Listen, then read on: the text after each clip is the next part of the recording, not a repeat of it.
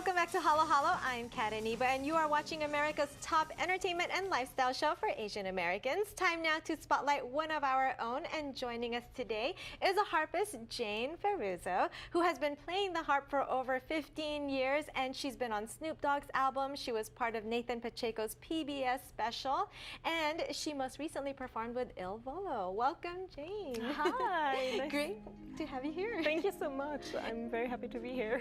Thank you. Now, this is our first time having a harpist on this show, so cool. You're going to have to educate me a little bit on the harp, but first tell me how you got started. I was about 11 years old, and since I was basically a 4-year-old, I'd always pushed my mom to make me play the harp and get lessons, but it's really hard to find a harp teacher around. And so eventually when I turned 11, she was like, okay, let's go and really find you a harp teacher, because I think she figured out I was really serious about it. So yeah, that's how I got started. Was it in Berlin that you got started? Okay. Yes. How did you know or hear of a harp? I actually saw it on TV. Ah. Yeah, I saw, I think, the Berlin Philharmonic on TV, and for some reason I was hooked. Yes, I can tell listening to you practice earlier. It's just so relaxing. Oh, yeah. Yeah, it just relaxes me. Now, you just recently performed with Il Volo. Tell me a little bit more. How did that come about? Well, I had played with Nathan Pacheco, and we had this great music director, Leo Z, and he's a composer, and also you know, he was the music director of that show, and then he got this call from Il Volo to, you know, have contract a tour for the States. And so since I've worked with him on this project, he then asked me also to play on this project as well. Yeah. And oh yeah, I remember that you were also part of a documentary. Yes. What, the PBS Special? Yeah, and then also, is it Some? Oh, Some, yes, exactly. How to become a master sommelier. Okay, tell me a little bit more about that. So this is, like you said, it's a documentary about becoming a sommelier. A sommelier is somebody who tastes wine and can give you a really good feedback of where the wine is from, what year it is, and stuff like that. And so a friend of mine that I studied with at USC, we were both getting our doctorate degrees. He was getting his doctorate degree in jazz.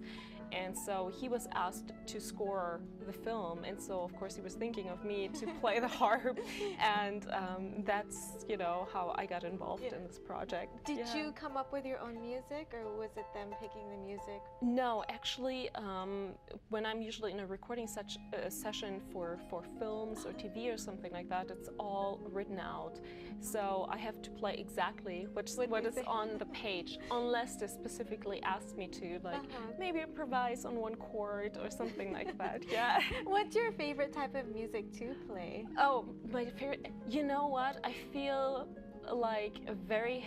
so happy to be able to play all different kinds of music. Of course, I was classically trained, but I do like to play also pop music and play with those pop bands as well. Who are some of your favorite pop bands? Pop bands. Oh my God, I really like it's more of like, how do you say, they're more out there, I guess. Fiona Apple and Tori Amos. I really like their stuff, and I was actually able to play with the drummer of Fiona Apple and Tori Amos at the Nathan Pacheco show. So, nice. Yeah. And then I read on your resume that you also did stuff for Snoop Dogg. Yes. Wide range. Yes, exactly. I love that stuff too. So that's really cool. It's just, you know, somebody I knew, and they called me up and they were asking me. He was doing this album where it was more family oriented, and so he had a lot of softer songs on the CD, and so they asked me to play over, you know, one of the recorded tracks. He wasn't actually in the studio, but I played over it, and it was really cool. Did they tell you what to play, or did you come up with your That was more, like you said, like that was more an improvisation sort of thing. They were asking me to play over it and just kind of like be in this tonality and do your own thing, and it was amazing to me how well it came out afterwards. So I really like that stuff. Nice. Yeah. Hopefully there's more of that stuff. Yes, I keep my fingers crossed. Yes. Well, you seem to know a lot of really good people. Yeah.